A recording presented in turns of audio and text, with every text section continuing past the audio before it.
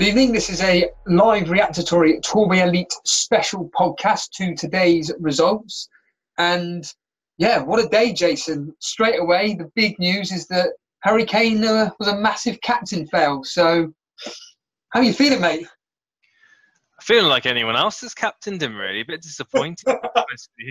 I went with the masses, really. It was a bit of a fear of missing out situation where I could see him doing something. I wouldn't normally have looked to bring him in for one game week, but I just figured that Cardiff, playing as poor as they have been, that he was down to get at least a brace. I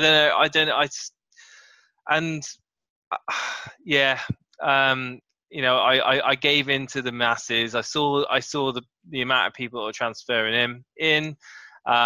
So I got rid of Aguero, as people know, and I brought in a Kane. And then Joe Rules got sent off for Cardiff. They went down to 10 men. I thought, this is it now. This is when it's going to, this is going to happen. The floodgates are going to open. So basically, he was playing really deep, and Lucas Moura was playing a striker role. And by all intents and purposes, Harry Kane was playing as an attacking central midfielder for the majority of the game. So it's my first captain fail this season, and I feel pretty well, Jason, I mean, the good news is, as we're doing this live as we speak, it's about 5:20 at the moment. You're going to be on 557 points, and you're going to be 21 points clear of Ben. Ben's going to be on 536, and he's going to be 15 points ahead of me. I'm going to be on 521, and that's when, again, as per norm, the gap gets bigger. Now, this is the big mover. Now, as it stands, Terry Roos is in 4th place. So what we do, as per normal, is count up all the points that we got as it stands, plus the bonus points that looks like it's going to come in. So as it stands, Terry Roos will be coming up to 4th. Cy Bellamy will be in 5th, and Connor Lee, who's been 3rd, 4th, 2nd, all season, he's going to be down to 6th place. Now, as it stands, Connor has 6 players left to play. He's also got Hazard as captain. Cy Bellamy, he has 4 players left to play, but he is going to be kicking himself, because today seems to be the day of bench points. Now, Jason, you've only got Bennett on the bench, which has cost you some points. But Cy Bellamy, as you can see here, oh God, oh dear, it's that triple up of Wolves. A 1-0 victory away at Crystal Palace. That's Patrizio, Johnny and Bennett, as you can see. You're looking at 9, 20, about 23 points probably on the bench there, because Patrizio looks like he's going to get 2 bonus points and Bennett going to get 1. Me, God, Callum Wilson, mate. It's that home and away rotation. Let's just have a look at your team, shall we?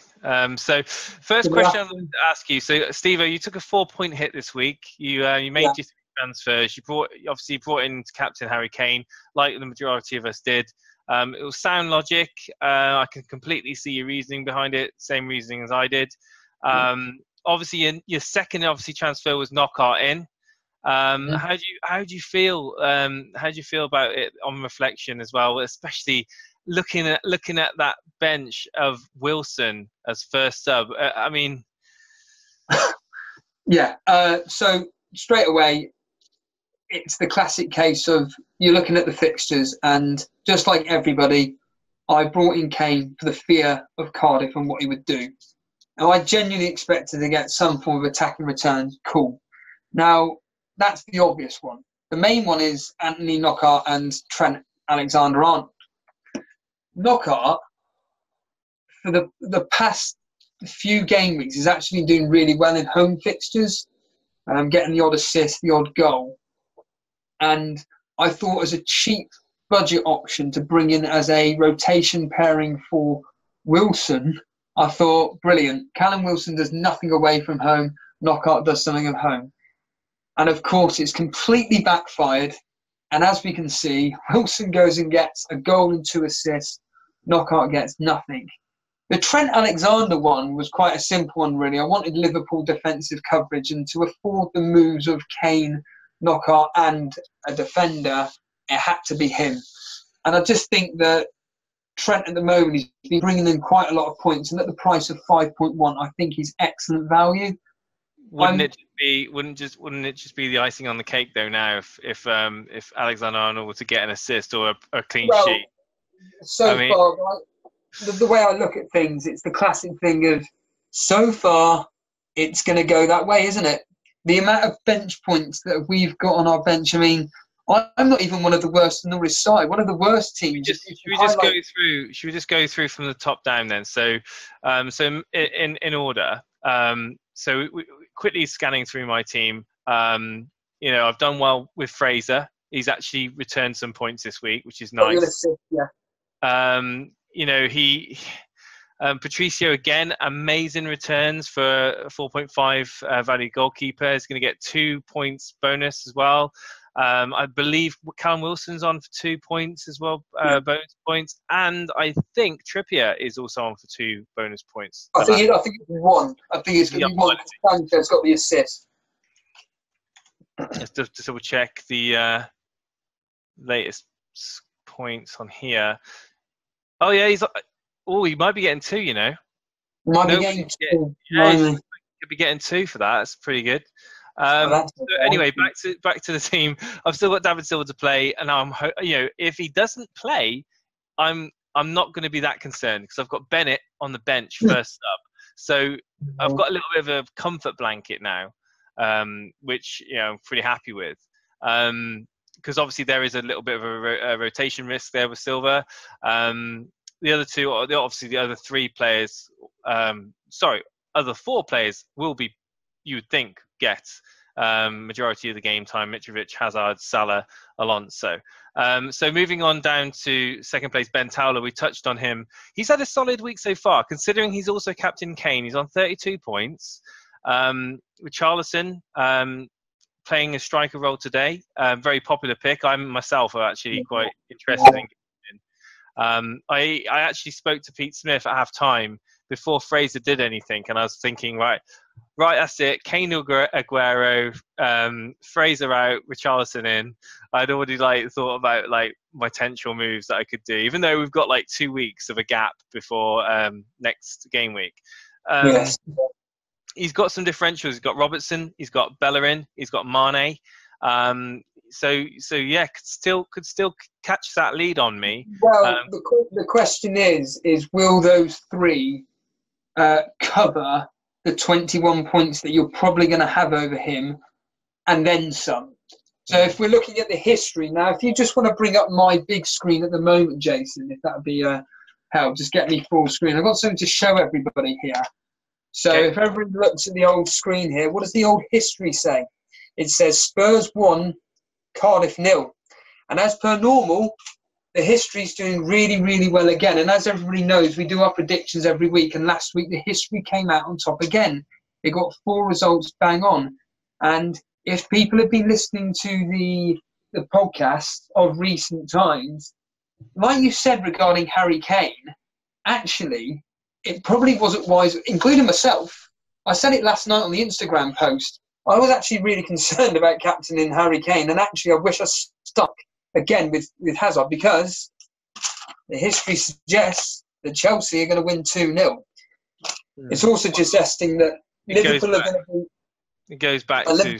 Sorry to cut you off, Steve, but it goes back... It goes back to what I was saying about that fear of missing out, how powerful that feeling is, that if you if you don't have him and he does really well, that you're going to just plummet down the league. And how many times in the past has a massive bandwagon resulted in a massive failure? I mean, if you bring up Ben's team again, do you really think that his differentials in Robertson and Mane are gonna do really that well against Man City? As we know, Mane's recent form is absolutely... of the 3, if anybody, I'd be more very concerned about Bellerin getting a clean sheet and possibly assist potential there. Yeah, I'm more comfortable having Mitrovic against Arsenal than Bellerin against Fulham. Oh, right, okay. All right. I can see Arsenal conceding against Fulham. I do think that that Arsenal probably will nick the win, but I can see Mitrovic doing something in the game for definite. So I'm a little bit not worried that too much about his Bellerin pick, but that can all change obviously. Going down to so we touched on your team. Kind of doing it in reverse, looking at that bench. I bet you're just thinking, oh my god. What angers me? I'll tell you what angers me the most, Jason, is that one of the rules of fantasy football is always play the home defender, and we all know. And of course, then you look at it's all these double-edged swords, isn't it? Dan always talks about always constantly guessing yourself, and you look at all these statistics, and Aaron Wan-Bissaka, his statistics point to always playing away from home because that's where he's got his most points from.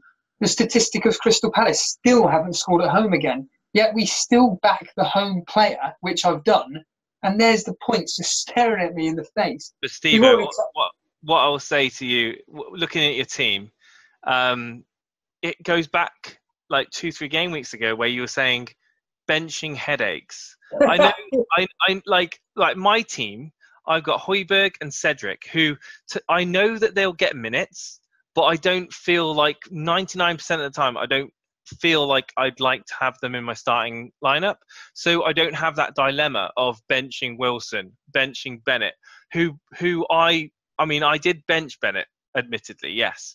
But what I'm trying to say is you've got 3 players on your bench there that I would expect to be in with the points. Okay, you've got Alexander-Arnold, but he's a creative defender. He can whip a ball in. He can get an assist against Man City, who aren't known to be great at the back when against Liverpool. History would dictate that. So anyway, moving on down to Connor Lee, who you've said hasn't had much of a great game week so far. But he's still got 6 players left, plus his captain. And it's Mr. Captain Hazard. Yeah. That's the worrying factor for, myself, really. But with the way it's all going at the moment, I think as it stands, I think coming out of this game week, I think you'll still be top. Ben will be second. I'll be third. But I think you and Ben will be a lot more further ahead of myself. And I think the gap between fourth and third is going to close dramatically. I mean, as it stands, there's a 26-point gap between myself and what will be Terry Roos. So Roos. So with Connor Lee then, with Hazard, I mean, that's a massive differential if he gets... And the Hazard's history against Southampton, as I said on the Instagram post, is excellent. He's pretty much scored or assisted every time he's played them, and he's predominantly scored against them. And he looks like... I use a website called whoscored.com, and they do all like the statistical analysis. What's his ownership now, Hazard? Let's have a look. I think it's nearly 50%. Yeah, 40, 44, 45, almost 45%. 45%. Yeah. So yeah, it's a nice captain option to have after seeing Harry Kane blank.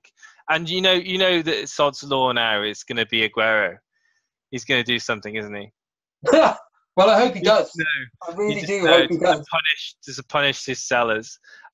So Simon Bellamy then, 5th place, currently sitting on 25 points. He's not taken a hit this week.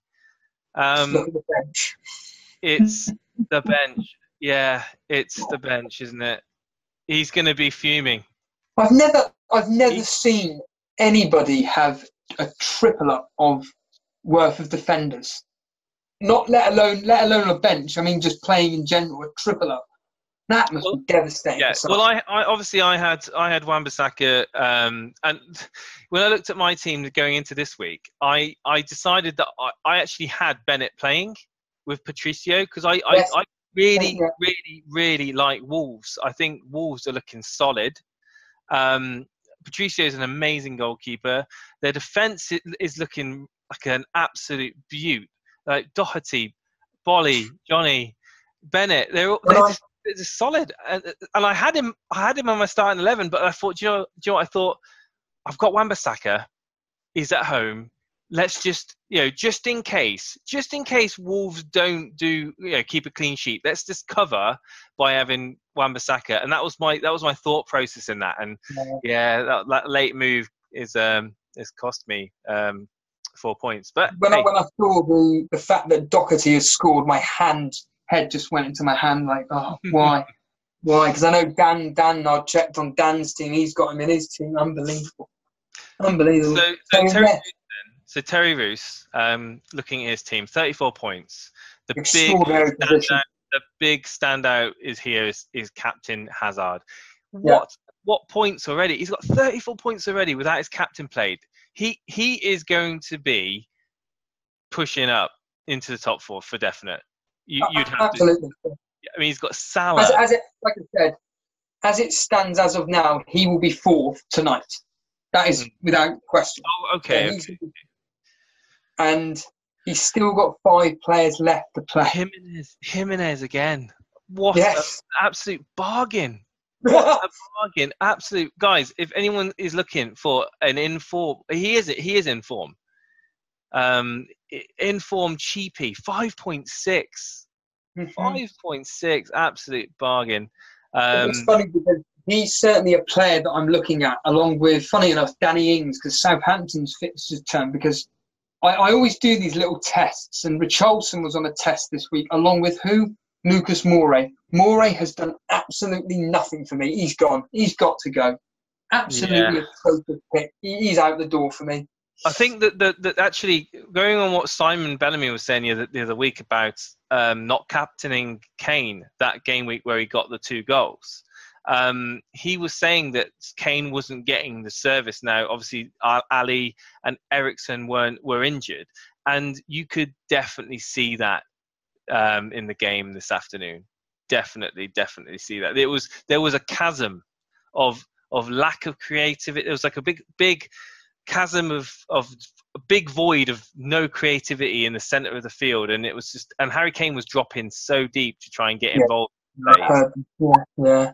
So anyway, okay. So Gary, how far are we going to go down? Because obviously, I just wanted to highlight Gary Monday's team, because this is a prime example of when chips kind of should be used during like a normal game week. If you look at Gary's team, I mean, oh my God, Matt Ryan Fraser, and then the 2 Wolves defenders. I mean, it's 28, including bonus, 28 points just sat there staring at you.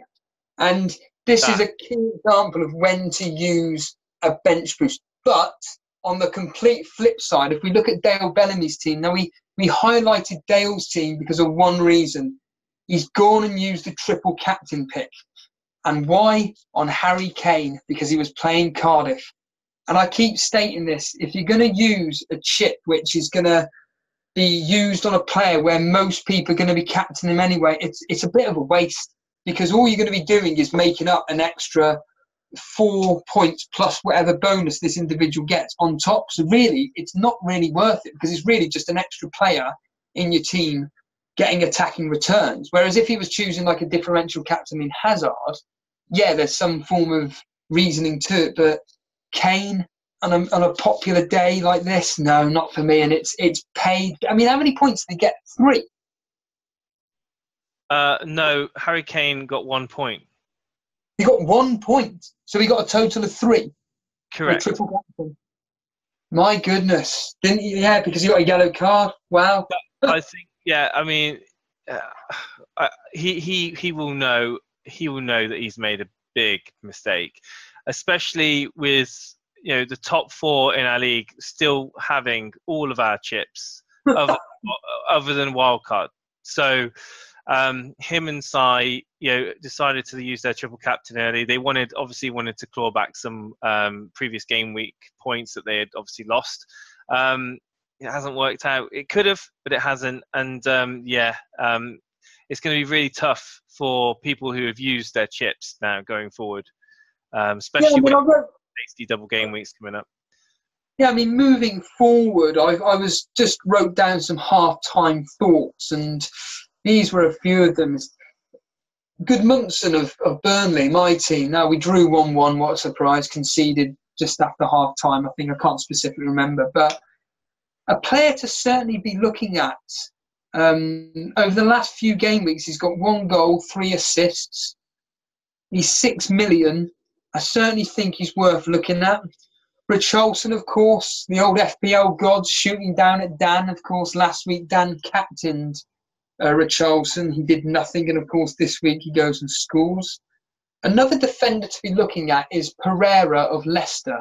More attacking returns today and a goal this time rather than an assist. And another cheap midfielder to possibly looking at is that Brooks of Bournemouth. I just was about to say that, because he played. He was amazingly bright against Crystal Palace, and he's looking like, if as long as he can be guaranteed the starts, obviously with Stanislas. His minutes isn't that great, but the last 2 game weeks he's scored, and I think he looks like a player that builds in confidence. Yeah, and definitely. I mean, what's his price tag at? He's 5 million, and wow, considering isn't Fraser 5.8? Mm-hmm.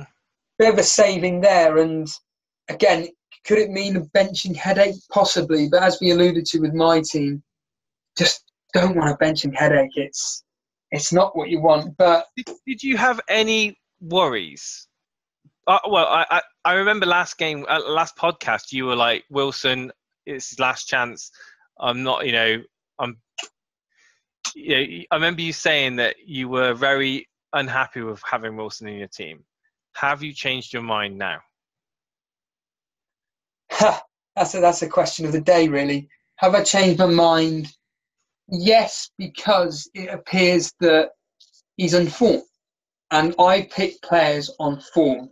And for me today, as I've already alluded to, I think the player that I need to get rid of in an emergency now is Lucas Moura. And I think it's now a case of, right, we've got it's going to be coming up soon. It's the whole Salah debate. How do I get Salah in my team? Well, I'm personally willing to risk not going with him against Huddersfield. I still think that the form, he's just not doing it for me, and there are other players that I can get which are matching his points. He's yet to play though, so he could do something tomorrow, which may spark you into that transfer. We've mentioned the history several times because it's always good at looking history, and Salah has got a very good history against Man City. I'm personally genuinely expecting him to get some form of attacking returns based on the history. However, to kind of contradict myself, based on form, I'm expecting absolutely nothing from him. And I think that tomorrow could be one of those where people, especially if Hazard does something, because Salah went down in price again last night. Now, again, he's only down to 12.8. It ain't going to be breaking the bank for anybody, so to speak. But if Hazard goes and scores, Salah does nothing, more people are going to get rid of Salah. And then it's a case of, right, what's he going to do against Huddersfield? Now, we're going to discuss all this in future podcasts. We're not going to specifically go down that route now. But for me, it goes back to the full circle what we were discussing regarding Harry Kane. It's the fear factor. And I have this gut feeling that I may do something that I regret. Could it be something along the lines of getting rid of Aguero before he plays Burnley? Yeah. Do I get rid of Harry Kane before he plays West Ham? To be honest with you, as it stands right now, I'm more concerned about Lucas Moura and getting rid of him. That's as simple as it gets. I want to get rid of Moura. He's done absolutely nothing for me. I'm sick of him. I just think Moura and Kane just can't. They're not gelling well enough. Having them both in the same team, to me, is damaging their goals. Yes, yeah, absolutely, Jason. I completely agree. Sorry, were you going to say? No. What I was going to say, just for anybody that missed the podcast before previewing this game week, So, like I said, the history's doing really, really well. And if you kind of want to get a general idea of where it's all going, so it's suggesting that Man United are going to just edge past Newcastle 2-1. Arsenal, the same score against Fulham. It looks like Chelsea's probably going to have the easy. Are you following the football right now? I'm not. No, why? What's happening? Go on. I mean, I've just got 2 notifications from the Premier League app that. Okay, here we go. This could be live. Versus Man United. So we are currently looking at a Newcastle 2, Man United 0. Is this a joke? First goal was by Kennedy in the 7th minute, and Yoshinori Muto scored in the 10th minute. So some of the well, we can all rip this right to one side. That's extraordinary. That is extraordinary. Oh wow, good God! So as some of the pundits say, they said, why would Rafa Benitez be scared of United? Just go for the jugular, kill him. United. My God! So what does this mean is Mourinho out? Well, there was talk last night. The Daily Mirror reporting that whether United win or lose, he's gone. That was the report last night. Well, as it stands right now, with what we know of United currently, they're doomed. Oh my God! United at this rate, United will be lucky to get top 6. I think, Jason, we will leave it at that. I think let everybody enjoy the football, and I really enjoyed that, Jason. That was quality. Yeah, no worries, guys. I hope you've enjoyed the reaction video. This was centered around our mini league, Tourbay's Elite. There'll be another podcast midweek, as usual, discussing the full outcome of this week's game week's fixtures. And then obviously a separate podcast on Thursday night relating to general FPL and how we're previewing game week 9. Actually, no, it won't be, will there? Well, no, we were actually planning. We can kind of we are planning on possibly doing a bit of a fun podcast where we 3 panels. So obviously Dan isn't here at the moment, but we decided to maybe invite other people. Maybe invite other people to jump in as well. Yeah, I mean, it's one of those where we're open to proposals. I mean, funny enough, I had someone on the Fantasy Scout site actually asking if they could be a guest. So, and that was more based on the predictions, would you believe? So that would be quite interesting to see. But, yeah, there we are. Anyway, give us a like, comment, and subscribe, guys, if you enjoyed it. And see you next week.